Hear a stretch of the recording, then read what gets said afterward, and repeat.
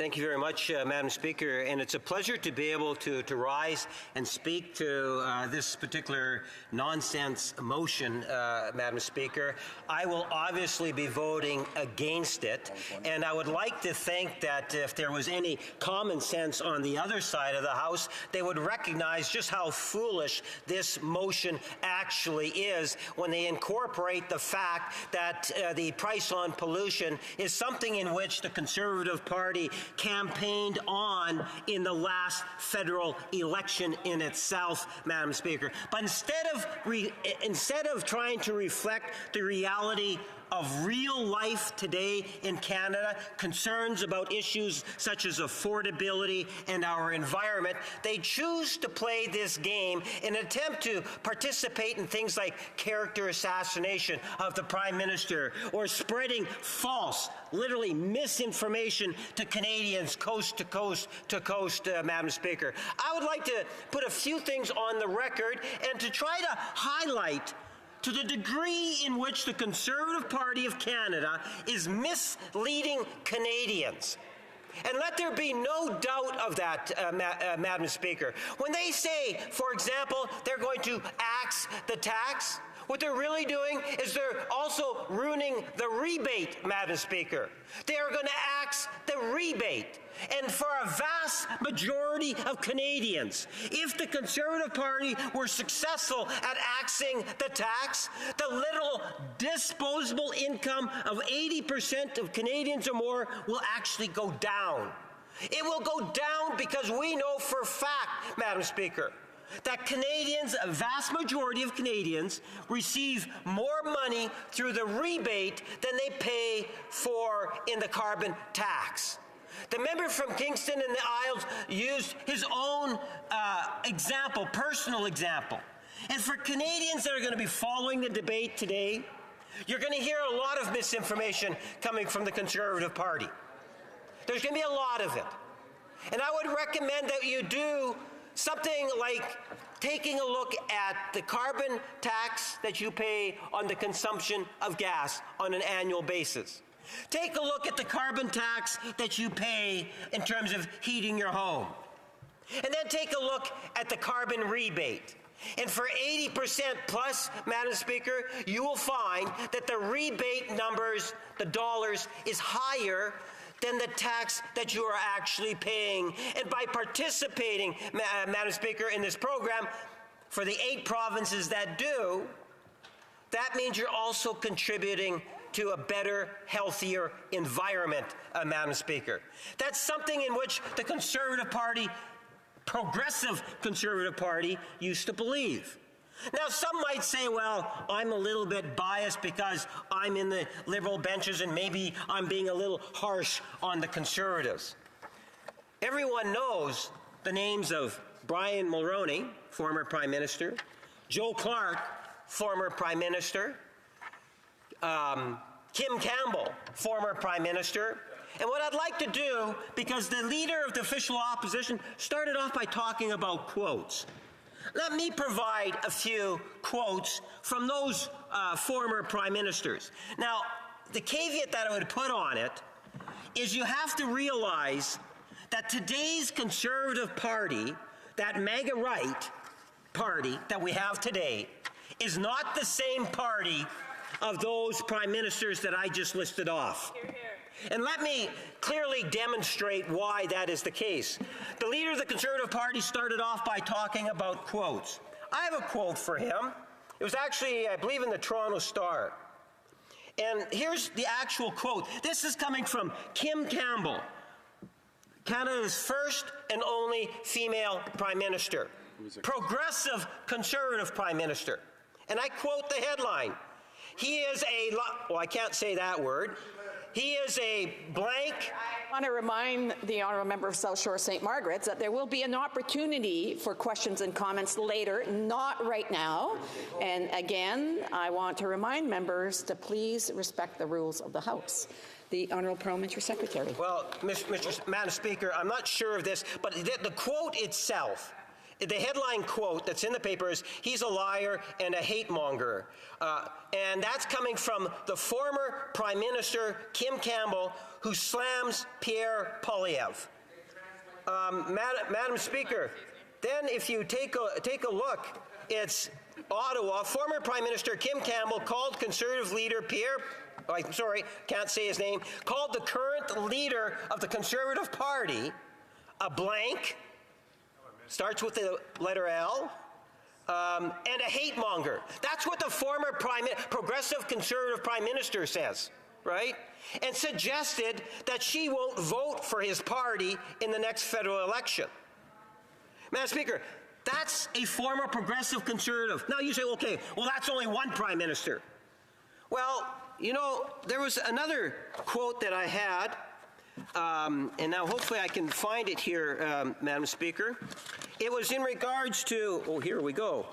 Here's what Joe Clark has to say about the modern mega-right Conservative Party. And I say mega-right only because it is not the same as progressive Conservative. Mega-right. Here's what Joe Clark, former Prime Minister, had to say. I think it's a party that does not represent the progressive traditions of the Progressive Conservative Party and consequently does not reflect the country. My party is over. Again, Madam Speaker, this is another Progressive Conservative Prime Minister of Canada. Now, you know, there's some more quotes that are from Kim Campbell that I could cite. Again, coming from Kim Campbell, well, I never joined the Conservative Party of Canada. I think Joe Clark expressed it that he didn't leave the party left him. It is not the Progressive Conservative Party. Madam Speaker, again, I emphasize, and people need to be aware of this, because we are seeing it in the decisions that are being made by the leader of the Conservative Party today when, for example, they made the decision to vote against the Canada-Ukraine trade agreement. That had more to do with the mega-right and that mega-right movement moving into Canada through the leader of the Conservative Party today, Madam Speaker. That's no conspiracy. That's the reality. That's former prime ministers that are recognizing that the Conservative Party today is not progressive, that it's a party that Canadians cannot trust. Madam Speaker. And I want to remind members there'll be an opportunity to ask questions and comments at the appropriate time. There'll be 10 minutes of it. And so I want to remind members to please hold off on their thoughts and their questions, write them down, and that way that we won't have any interruptions all the time. The Honourable Parliamentary Secretary. Madam Speaker, it doesn't stop there.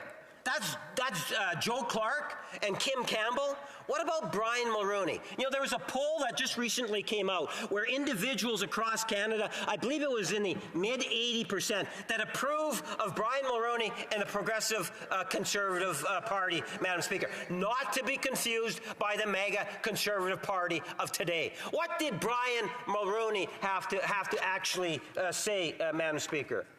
And I quote, well, look, I led a progressive Conservative government.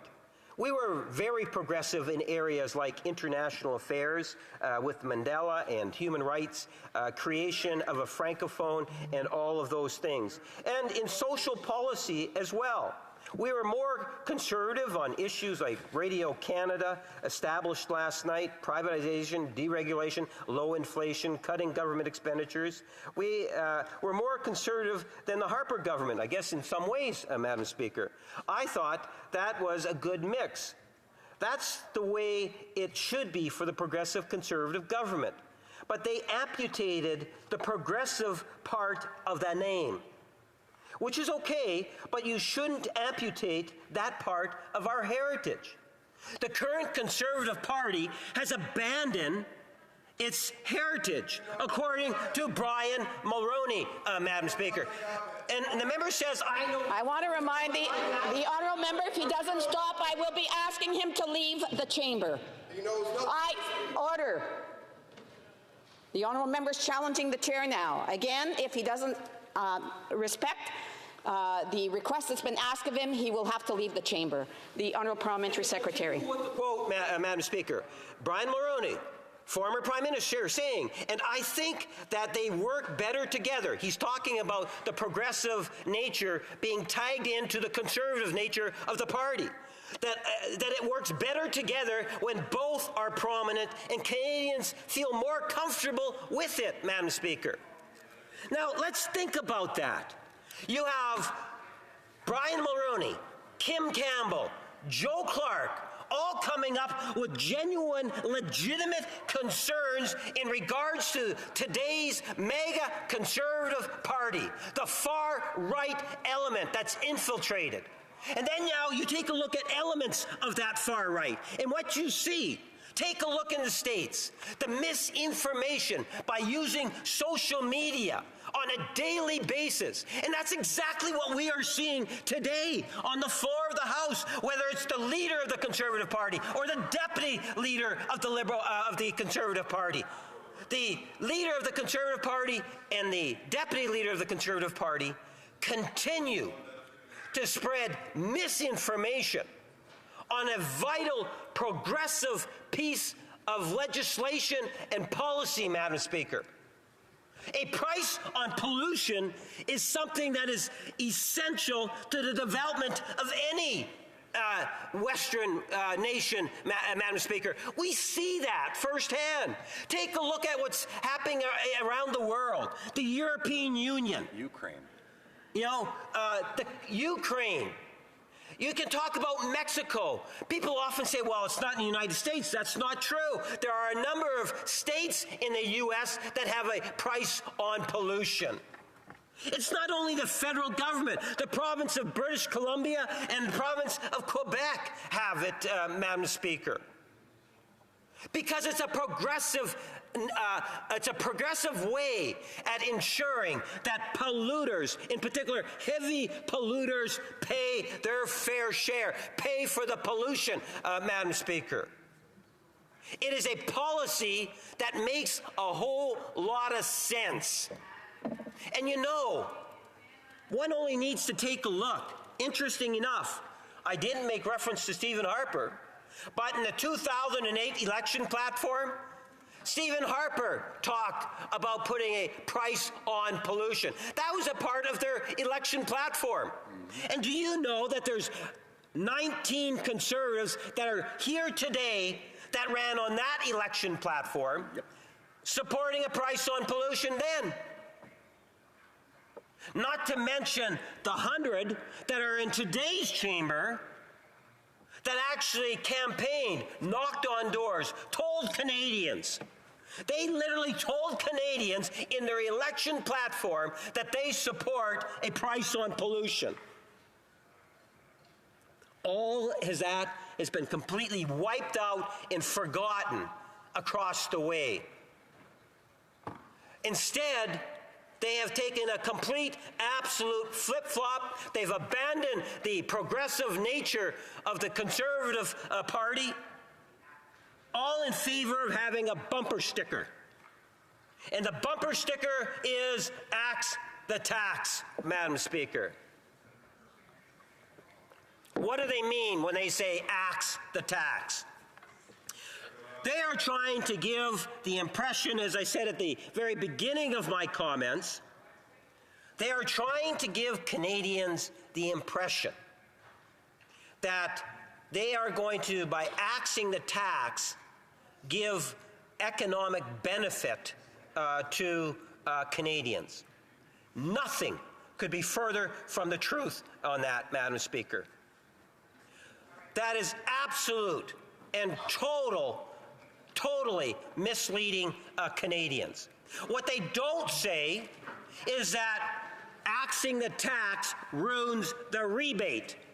They are ruining the carbon rebate. They are destroying a program, a price on pollution policy that makes a whole lot of sense, not only for today, but into the future. I get emails and people in my riding that talk to me about, well, they're going to axe the tax. They don't have any idea in terms of the rebate component of it. So when they say How many questions have they asked when they say, well, April 1, we're going to get this increase on the carbon tax, Madam Speaker? You know, I think they say like a 23% increase. I think it's like less than a penny a gallon, right?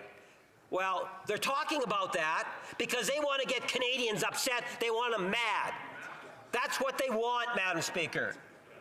So if you take a look at it, they go around and they say that. No, it's right. A penny, less than a penny a gallon, right? So you're talking, no, well, take a look at the math yourself. Madam Speaker, at the end of the... There's starting to be some cross-debate. Again, I want to remind members there will be an appropriate time for questions and comments to please wait until then. In the meantime, I want to remind the member that he has 5 minutes and 20 seconds left. And so I just, again, want to remind the members that in order for the House to be able to flow properly, if people could respect the rules of the House, that would be much appreciated. The Honourable Parliamentary Secretary. Madam Speaker, I might have confused a few members across the way when I used the word gallon as opposed to liter, I guess. I used to pump gas by the gallon at 11 years old back in Moose Jaw, Saskatchewan, and I guess that's where I got a little confused.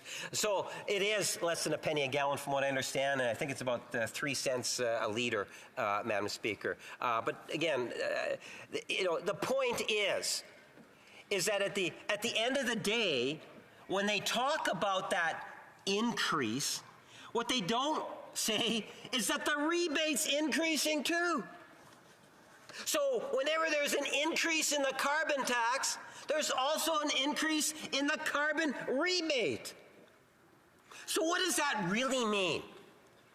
So when the leader of the official opposition, wannabe someone else someday, says to Canadians, or more specifically to the people that live in Winnipeg North, the area that I represent, what they're saying is that my constituents are actually going to get a higher disposable income if the Conservatives axe the tax.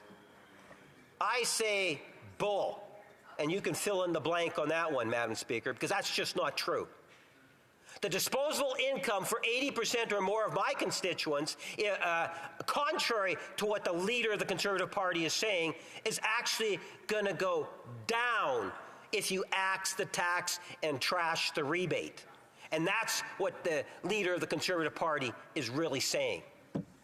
Because all it is anyone that's in Canada can just take a look at their fuel carbon tax and their gasoline fuel carbon tax and their home heating carbon tax portion, and they will find 80% plus will actually be receiving more than they're actually paying into it, Madam Speaker. At the same time, they're participating in a program that will deliver a healthier environment, Madam Speaker, and ultimately allow Canada as a whole to contribute as many other countries around the world, whether it's the France, the Italy, the England, the parts of the United States, Mexico. You know, there's many. You know, the country of Ukraine has been raised both today and last night on that particular issue. We recognize that it's a sound policy. Why does the Conservative Party want to continue to mislead Canadians on this particular issue? The simple answer is they're hoping to fool Canadians. Yep. That is it, Madam Speaker. It's a bumper sticker that sure sounds good when you say axe the tax. It sounds good. But at the end of the day, I'm banking that when that election time comes, Madam Speaker, that Canadians will be aware of the misinformation that is being espoused by the Conservatives through social media, and particularly virtually on a daily basis. I will do my part in ensuring that people understand that the disposable income for a vast majority of Canadians actually goes up, and at the same time they are contributing to a healthier environment. That is the reality. That is the truth. And that's the message that I'm going to be giving to my constituents. So I look forward to when the day comes for us to have that election. And hopefully, Madam Speaker, we will see Canadians, as I believe they will. They will not only be kicking the tires, they'll be looking into what the leader of the official opposition is saying. Look at the environment around us. It's not just the federal government. As I said, the province of British Columbia has its own standalone price on pollution. The province of Quebec has its own price on pollution. Mexico has a price on pollution. Many American states has a price on pollution. The European Union has a price on pollution. The list goes on. England or the United Ireland, they all have a price on pollution. In the House of Commons, the Liberal Party supports it. The Bloc supports it. The NDP supports it. The Green Party supports it. Aaron O'Toole, remember Aaron O'Toole? He was the leader of the Conservative Party, Madam Speaker, but he was booted out of the Conservative Party leadership. But he did support a price on pollution. Not to mention, as I said, every one of those Conservatives that ran in the last election supported. But they're the ones that did the flip-flop, Madam Speaker. My argument is let's not ruin a sound policy that's being adopted by countries around the world because some modern-day mega conservative leader decides to have a bumper sticker that says, let's axe the tax, hoping to fool Canadians. I think that would be a mistake.